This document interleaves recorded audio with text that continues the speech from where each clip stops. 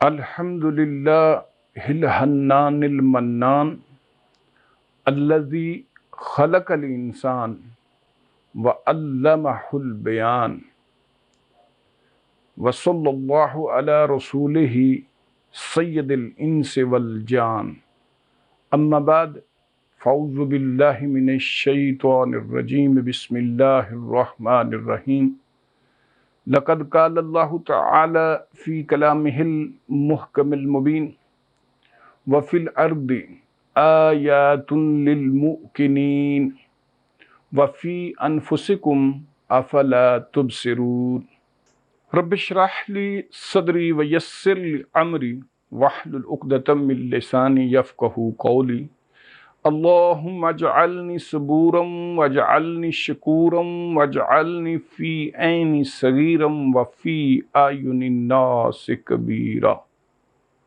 رب یسر ولا تعسر وتمم لی بالخیر وبک نستعینک یا فتاح یا رب العالمین صدق اللہ العلی العظیم۔ میرے انتہائی مکرم و معظم و محترم و محتشم ناظرین و سامعین، مجھے آپ کے حضور سرنامہ سخن میں قرآن اقدس کے 26ویں پارے سے ترتیب توقیفی کے اعتبار سے قرآن اقدس کی 51 سورۃ الذاریات کی آیت نمبر 20 اور 21 تلاوت کرنے کی سعادت میسر آئی۔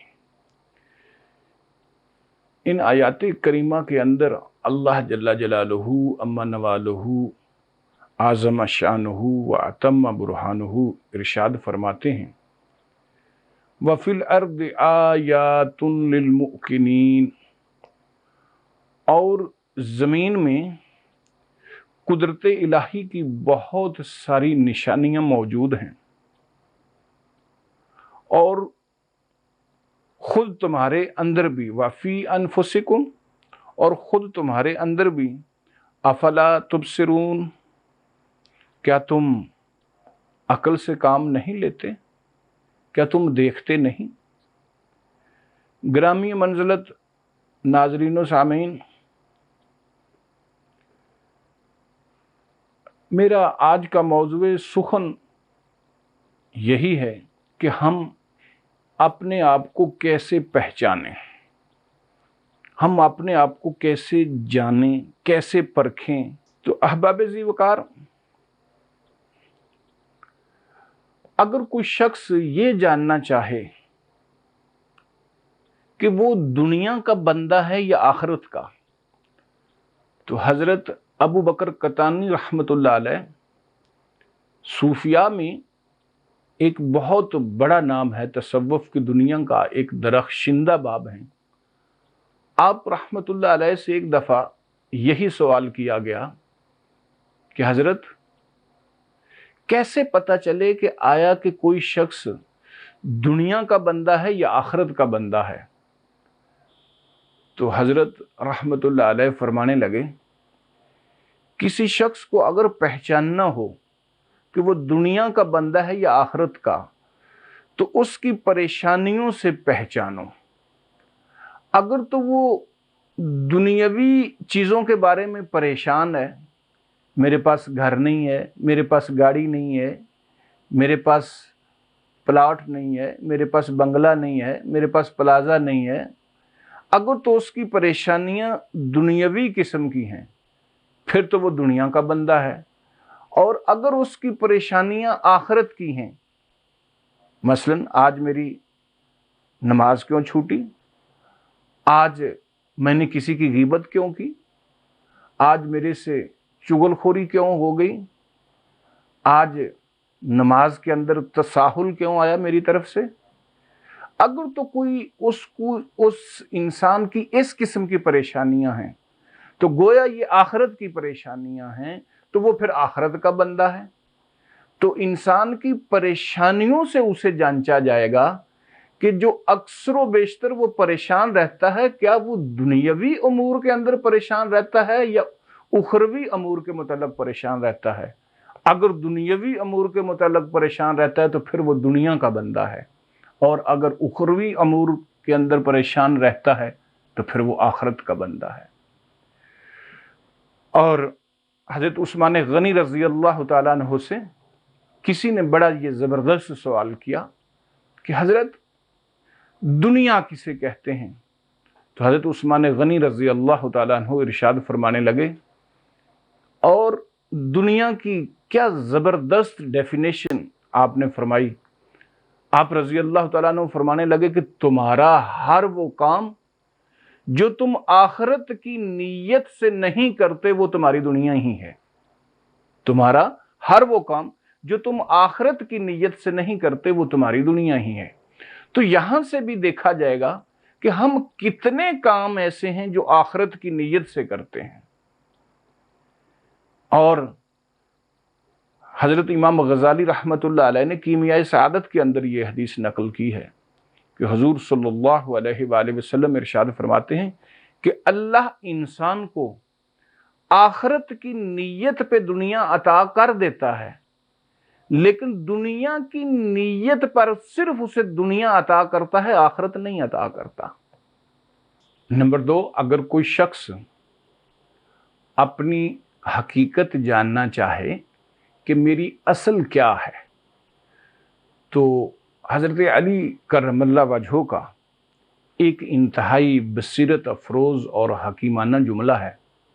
آپ رضی اللہ تعالیٰ عنہ ارشاد فرماتے ہیں کہ مومن وہ نہیں ہے کہ جس کی مجلس پاک ہو، مومن اصل میں وہ ہے جس کی تنہائی پاک ہو۔ مومن وہ نہیں جس کی مجلس پاک ہو۔ مجلس کے اندر، محفل کے اندر انسان اکثر و بیشتر بڑا بن سنور کر بیٹھتا ہے، وہ دیکھ رہا ہوتا ہے کہ مجھے بہت سارے لوگ نوٹ کر رہے ہوتے ہیں، لیکن تنہائی کے اندر اصل چیز یہ ہے کہ اس کی تنہائیاں کیسی گزرتی ہیں۔ اگر ان کی تنہائیوں کے اندر طہارت ہے، اس کی تنہائیاں پاکیزہ ہیں، تو اصل مومن وہ ہے۔ مومن وہ نہیں جس کی مجلس پاک ہے، مومن اصل میں وہ ہے جس کی تنہائی پاک ہے۔ تو تنہائی میں کسی شخص کی جس طرف طبیعت جاتی ہے یا جس طرف اس کی طبیعت جائے گی وہی اس کی حقیقت ہوتی ہے اور اس کی اصل ہوتی ہے۔ یعنی اگر کوئی شخص اپنے آپ کو ہی جاننا چاہے کہ میری حقیقت یا میری اصل کیا ہے، تو وہ اس بات سے اندازہ لگائے کہ میری تنہائیوں کے اندر سوچ کا قبلہ و کعبہ کیا ہوتا ہے، تنہائیوں میں میری سوچ کس طرف جاتی ہے۔ جس طرف تنہائی میں سوچ جائے گی وہی اس بندے کی حقیقت ہوگی۔ تو انسان کی تنہائی سے بھی، انسان اپنی تنہائی سے بھی اندازہ کر سکتا ہے کہ اس کی حقیقت اور اصل کیا ہے۔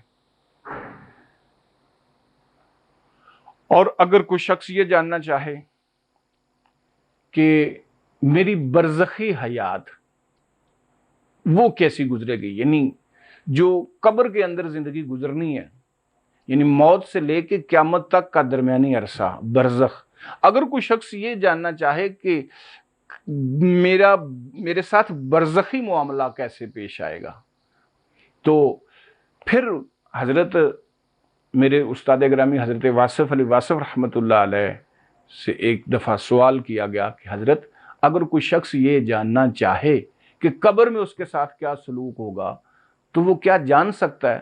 تو حضرت رحمۃ اللہ علیہ نے بڑی پیاری یہ بات ارشاد فرمائی۔ آپ فرمانے لگے، کسی بھی شخص کی جیسے تنہائی ہوتی ہے اور تنہائی میں جیسا اس کے ساتھ اللہ سے تعلق ہوگا، اللہ کا بھی کل کو اس کی تنہائی میں اس کے ساتھ ویسا ہی تعلق ہوگا۔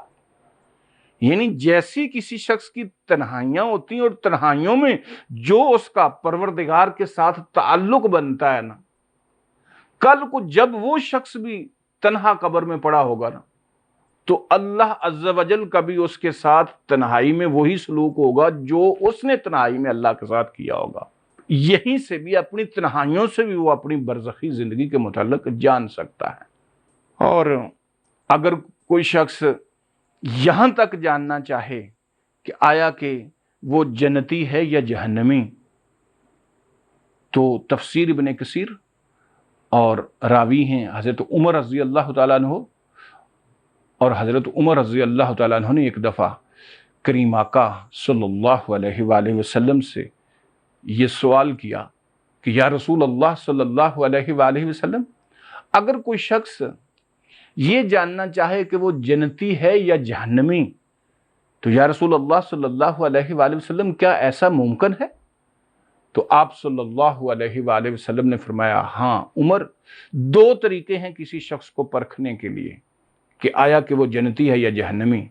حضور فرمانے لگے، عمر، ایک ایسا شخص جس کو تم جانتے ہی نہیں، جس کے کریکٹر کے بارے میں، کردار کے بارے میں، اخلاق کے بارے میں تجھے کچھ بھی معلوم نہیں، لیکن تجھے اس کے متعلق یہاں تک جاننا ہے کہ آیا کہ وہ جنتی ہے یا جہنمی، تو حضور صلی اللہ علیہ وآلہ وسلم نے فرمایا کہ عمر، جب وہ اجنبی شخص فوت ہو جائے اور جب اس کی چارپائی قبرستان کی طرف لے کر جایا جا رہا ہوتا ہے، تو جنازے کی چارپائی کے سب سے پیچھے جو لوگ چل رہے ہوتے ہیں، حضور علیہ الصلوۃ والسلام نے فرمایا، عمر، ان لوگوں کے ساتھ خاموشی سے چلنا۔ وہ اکثر و بیشتر جو سب سے آخر میں چلنے والے لوگ ہوتے ہیں، وہ مردے کے بارے میں رائے زنی کر رہے ہوتے ہیں، ایک رائے دے رہے ہوتے ہیں گپ شپ کے انداز میں۔ تو حضور صلی اللہ علیہ وآلہ وسلم نے فرمایا، سب سے آخر میں چلنے والے لوگوں کی رائے کو بغور سننا۔ اگر آخر میں چلنے والوں کی رائے مردے کے حق میں جا رہی ہو تو وہ جنتی ہے، اور اگر آخر میں چلنے والے لوگوں کی رائے مردے کے خلاف جا رہی ہو تو پھر وہ جہنمی ہے۔ اور آپ صلی اللہ علیہ وآلہ وسلم نے فرمایا، عمر، ایک ایسا شخص جو ابھی زندہ ہے، اس کے متعلق جاننا ہو کہ وہ جنتی ہے جہنمی، تو حضور صلی اللہ علیہ وآلہ وسلم نے فرمایا کہ عمر، اس کا تو طریقہ ہی بڑا آسان ہے کہ بس اس کے قریبی خونی رشتہ داروں کے پاس چلے جاؤ اور جا کر اس شخص کے بارے میں رائے لو۔ اگر اس کے اقربا، اس کے خونی رشتہ داروں کی رائے اس کے حق میں ہو تو وہ جنتی ہے، اور اگر اس کے خونی رشتہ داروں کی رائے اس کے خلاف ہو تو وہ جہنمی ہے۔ تو رشتہ داروں سے تعریف کروانا کوئی آسان بات تو نہیں ہے نا۔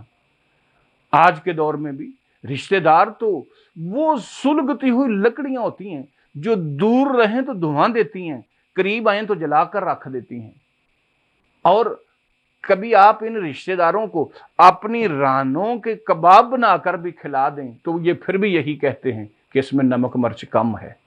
ان سے تعریف کروانا کوئی آسان بات نہیں، بہت اعلیٰ درجے کا حسن سلوک ان کے ساتھ کیا ہوا ہوگا، تو پھر کہیں جا کر یہ آپ کے بارے میں تعریف کریں گے۔